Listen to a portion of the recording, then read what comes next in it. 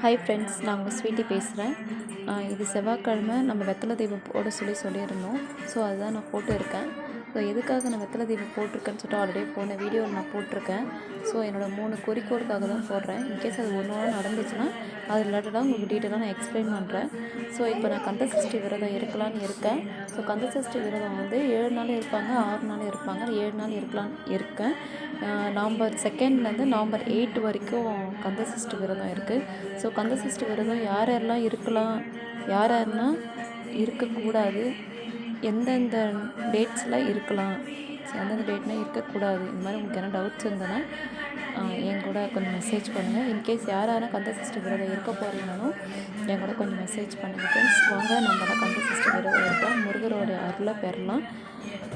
ஆறுமுகம் அருளிடம் அனுதினமும் ஏறுமுகம், ஆறுமுகம் அருளிடம் அனுதினமும் ஏறுமுகம். Thank you friends, thanks for வாட்சிங்.